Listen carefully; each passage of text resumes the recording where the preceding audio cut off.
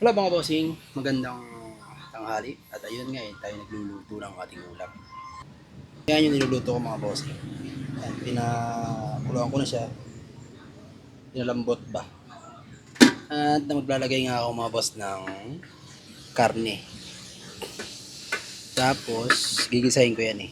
Tapos, ako ng ampalaya at chicharon, syempre hindi mawawala yan. Gawin nga lang namin ng galing Mindoro. Eh, meron kaming naiuwi na isang dito sa Maynila ay napakamahal nito mga boss. Sa amin is binibigay lang. Binibigay lang. Reject daw to mga bossing, reject. Pero kung dito sa Maynila, ay nako, binibili yan. Ito mga bossing. Siling haba. Yan o. Dami yan. Bigay lang sa amin. Doon daw kasi is reject na to. Yan o. Ito medyo naghinog na kasi ilang araw na rin nandito.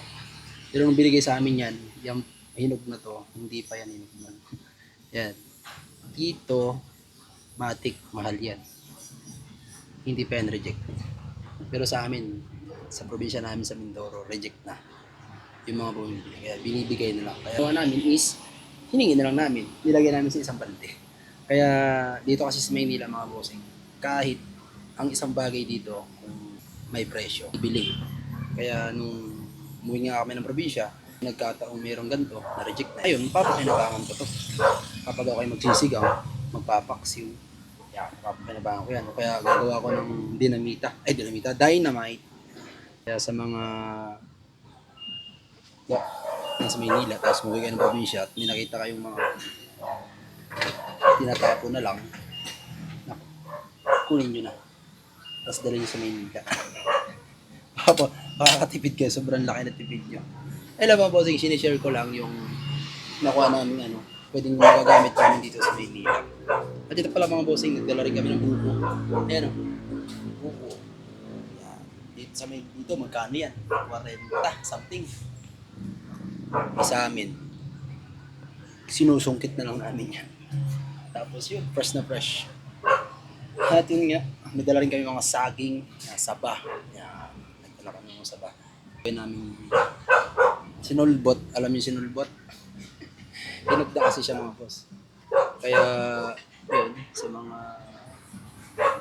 umuwi ng probinsya, eh, may mga dala sa probinsya.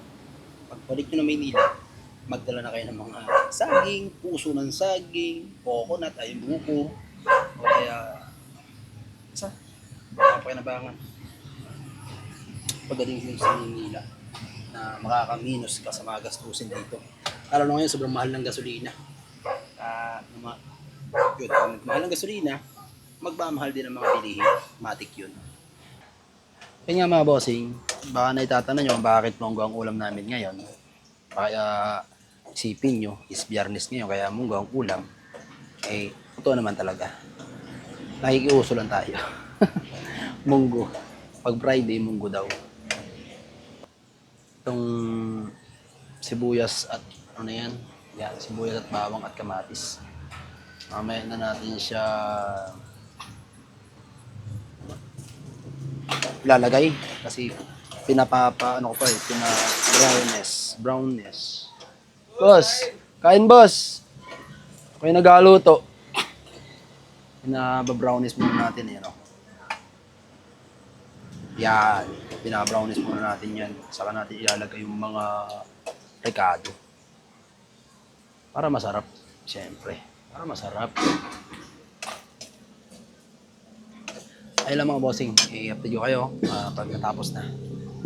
Pag luto na, sigurado masarap yan, luto ko eh. Alam naman sabihin ko hindi masarap yan, hindi luto ko yan. Alam sabihin, pag tikim mo, hindi masarap. Ako, believe yourself. Yan mga bossing, malapit na tayo matapos sa ating pagluluto ng ulam ngayong tanghalian. Mga boss, yan, nilagay ko na yung dahon ng palaya. At dito ko na rin siya nilagyan ng tubig. Dito ko na binuhos yung ating ginisang mga karne at kamatis at sibuyas at bawang. Sunod natin ilalagay yan mga boss. Isang pulot na lang yung yung chicharon. Yung chicharon. Lalagyan natin chicharon dyan. Ilang mga bossing, hanggang dito na aking video. Thank you and God bless.